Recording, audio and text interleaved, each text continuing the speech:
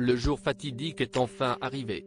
La cérémonie des victoires de la musique, présentée par Laurie Tillman, se tiendra ce vendredi soir à la Scène Musicale et sera retransmise en direct sur France 2 et sur France Inter.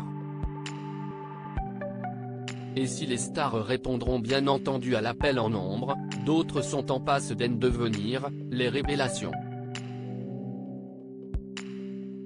Ils sont 4 hommes et 3 femmes en lice pour ces 2 trophées, séparés par genre, qui s'avèrent presque insuffisants tellement les nominés de cette édition 2023 sont de redoutables concurrents.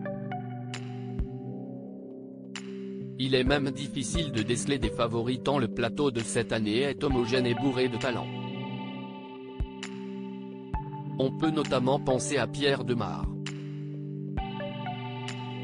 Le jeune artiste belge a trusté les charts francophones avec son tube Un jour, je marierai un ange en 2022 et vient tout juste de dévoiler un premier album très réussi qu'il a enregistré. Nu et éméché. Mais la bataille s'annonce intense puisqu'il devra notamment faire face à l'UJPK.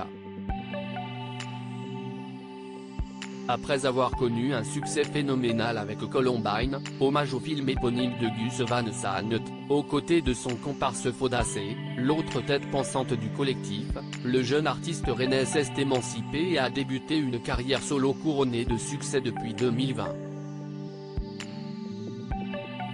Son titre Putain d'époque a notamment été utilisé pour le générique de fin de l'émission Quotidien. Un parcours qui n'est pas sans rappeler celui de Tiakola. Aussi bon rappeur que chanteur, il a laissé éclater son talent dès ses débuts particulièrement précoces dans le groupe Catecheuse. Désormais seul, son premier disque intitulé Mélo a été un plébiscite populaire énorme et rare, atteignant la première place des ventes d'albums en France et glanant au passage un disque de platine bien mérité.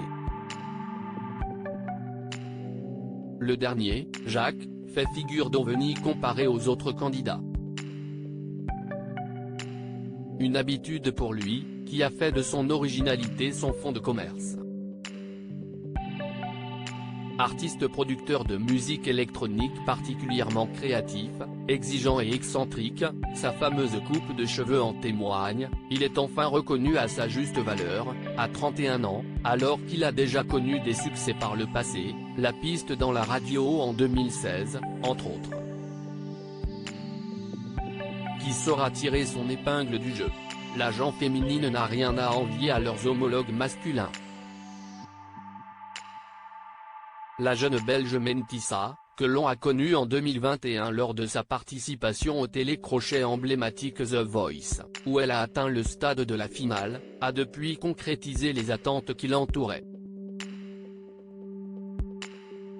Soutenue par son coach Vianney qui est resté présent pour elle y compris en dehors des plateaux de tournage, elle a cartonné avec son tout premier single paru après son passage sur TF1, et bam!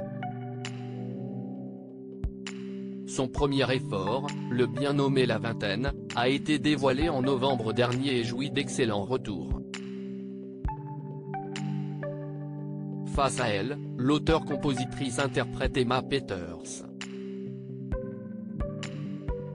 Musicienne particulièrement douée, notamment à la guitare, elle sait se faire repérer grâce aux nombreuses reprises populaires et inspirées qu'elle a partagées sur les différentes plateformes ces dernières années.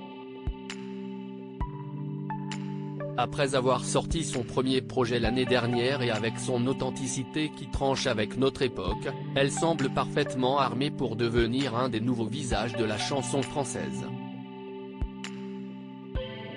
Un constat que l'on peut partager avec November Ultra, qui a déjà eu l'occasion de faire les premières parties de chanteuses confirmées comme Pomme ou Clara Luciani. Sa musique lancinante a fait d'elle l'une des artistes les plus douées de sa génération, son album Bedroom Walls en étant probablement la plus belle preuve. Reste maintenant à voir qui saura tirer son épingle du jeu et remporter les prestigieux et convoités trophées.